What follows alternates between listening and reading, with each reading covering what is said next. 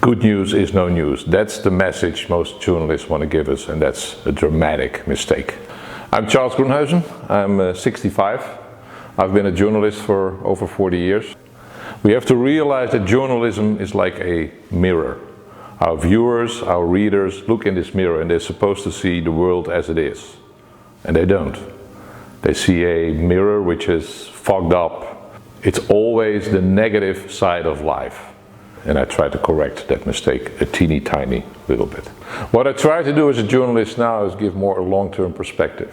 What I see on TV all the time is a lot of noise, breaking news. I like to focus on silent revolutions, but they are extremely important, but long-term.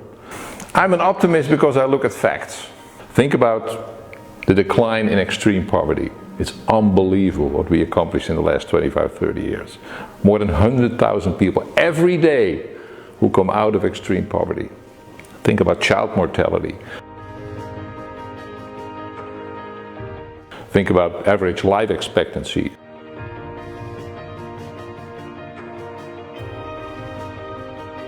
Think about average health in the world that has, improved tremendously, and people don't know it.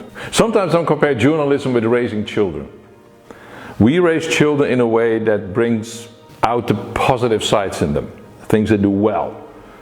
Imagine us as parents always saying to children what they're doing wrong. If that's the only message we have for our children, they're going to end up as miserable people and negative people and probably angry people. But this is exactly the way we treat as journalists the world. Because we say to the world, this is horrible. Oh, and tomorrow will be even worse. With refugees and immigrants, with crime, with everything. And the consequence of this negative attitude is that people look at the world in a very negative way. Very often it plays into the fear of people. It makes them scared and angry.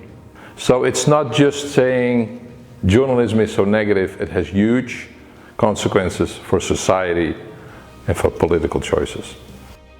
The basic difference I have with a lot of my colleagues, they tend to amplify the bad stuff in the world.